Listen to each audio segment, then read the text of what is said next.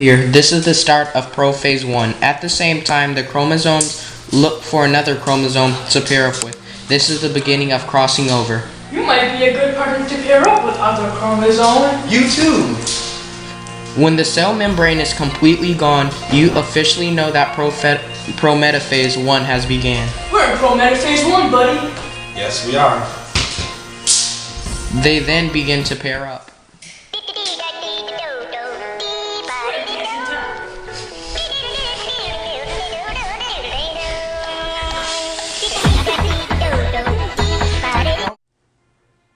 The pairs of chromosomes line up in a straight line.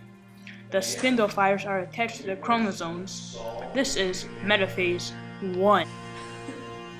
The centrosomes are parallel to both sides. Now begins anaphase 1. The centrosomes have spindle fibers. The spindle fibers attach to each pair of the chromosome.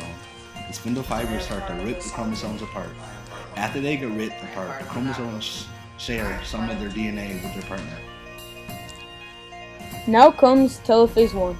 Since the chromosomes had mixed some DNA, they remain on opposite sides. Once the nucleus begins to form around both chromosomes, due to the space between both chromosomes, the cell caves in and, quote, as Mark said, it looks like a bullet.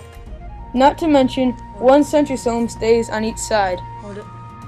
Prophase 2 is when the centrosomes start pushing apart the two cells. The nucleus starts to disappear and the centrosomes double and start to grow spindle fibers. The nucleolus disappears completely and the centrosomes start to move into each pole, south to north or east to west. The chromosomes are completely lined up and the centrosomes are parallel to them. The centrosomes are at the poles and the spindle fibers start to attach to the centromeres. The centrosomes pull in opposite directions. This pulls the chromosomes into chromatids.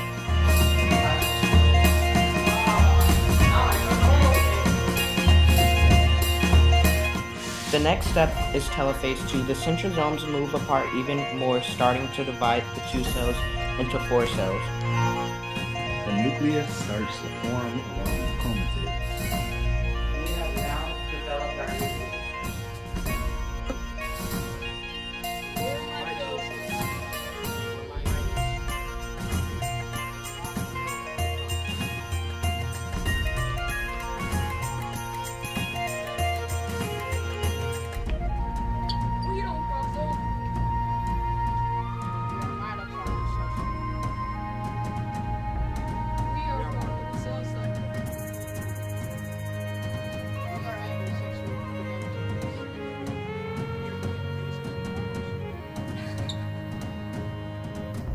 Two end cells appear from prophase 1 to metaphase 2. One end cells appear during anaphase 2. This happens because in anaphase 2, the centrosomes don't have pairs, so the spindle fibers pull on the centromeres of the chromosomes, turning it into chromosomes. In other words, turning the two end zygotes into one end gametes. Eggs are a possible product for meiosis. Sperm is always another possible product. Achoo! Achoo! Pollen is a type of sperm. Sperm and eggs are one in gametes.